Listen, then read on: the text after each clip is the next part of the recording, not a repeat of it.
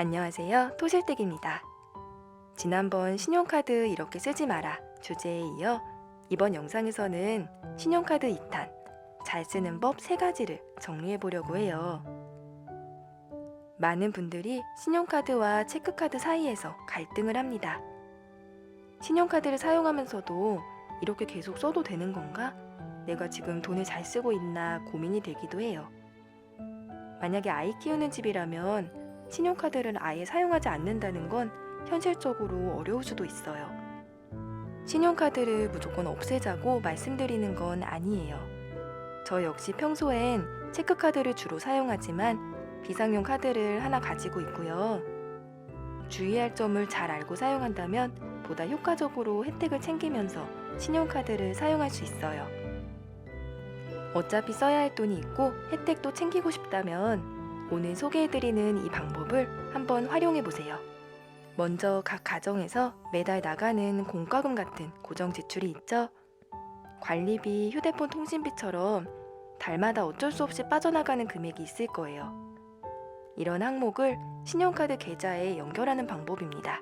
지난 1편에서 토토님께서 댓글을 주셨는데요.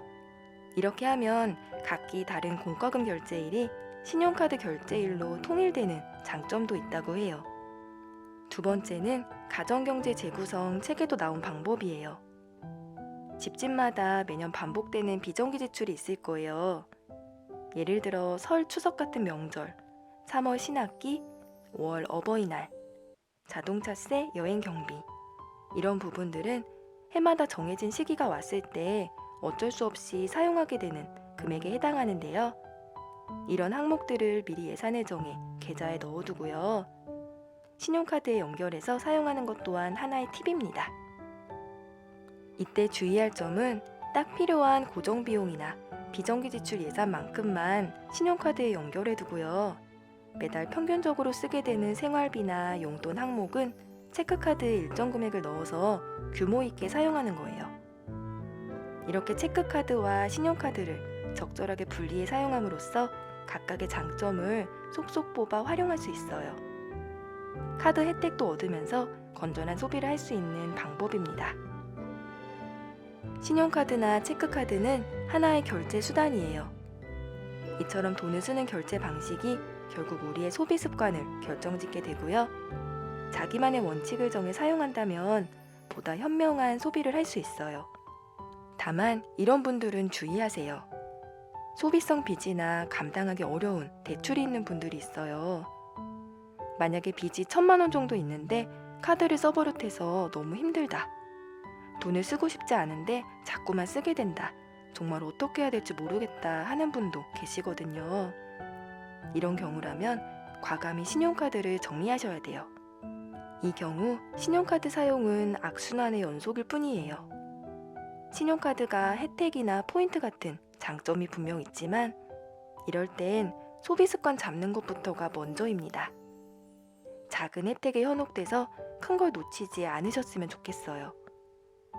1만 원 아끼려고 10만 원 써야 하는 상황이 올 수 있다는 사실 꼭 기억하세요. 딱 비상용 신용카드 하나만 남겨두고 없애는 방법도 추천드리고 싶어요. 비상용 카드는 서랍 깊숙이 넣은 후에 있다는 사실을 잊어버리고요. 체크카드든 현금이든 월급 내 정해진 한도에서 생활하는 연습이 필요합니다. 소비 습관은 단순히 돈 쓰는 방식을 넘어 우리 집 자산이나 삶을 결정짓는 중요한 문제예요. 돈을 많이 쓰고도 많이 가질 수 있는 방법은 없어요. 일단 돈을 불리기 위해선 일정 규모의 종잣돈을 만들어야 하고요. 자산을 지키기 위해 건강한 소비 습관을 가져야 합니다. 지난 영상에서 말씀드렸듯이 할부 역시 마찬가지예요. 처음엔 10만원, 20만원 작게 시작된 할부 금액이 매달 소소하게 쌓여서 30만원, 50만원 점점 늘어난 고정 지출을 만들어내거든요. 눈덩이 효과예요. 아차 하는 순간 눈을 굴리는 것처럼 늘어나는 거죠. 내 의지로 고리를 끊어야 해요. 할부나 카드 빚이 많은 분들은 단기간에 금액을 정리하는 게 어려울 수 있어요. 이런 경우 중장기적으로 목표를 세워 줄여가는 걸 시도해보세요. 지금 내가 할 수 있는 것부터 하나씩 실행해 보는 게 중요합니다. 작은 거라도 좋아요. 오늘 이 순간 변화를 위한 한 걸음을 내딛어 보세요. 마지막으로 지난 영상에서 선결제 방식을 소개해 드렸는데요. 선결제 같은 경우 카드사마다 선호하기도 하는 반면 월 실적에 포함이 되지 않을 수도 있어요. 이 부분은 해당 카드사 지침을 확인해서 도움되는 방식으로 활용하시면 좋을 것 같아요. 신용카드와 체크카드 잘 쓰면 분명 도움이 됩니다. 그렇지 않다면 이 기회에 과감히 나에게 도움이 되는 방식으로 정리해보는 건 어떨까요? 영상 보시는 모든 분께 늘 좋은 일 가득하시길 바랄게요. 한 주도 건강히 보내시고요. 구독, 좋아요 부탁드릴게요.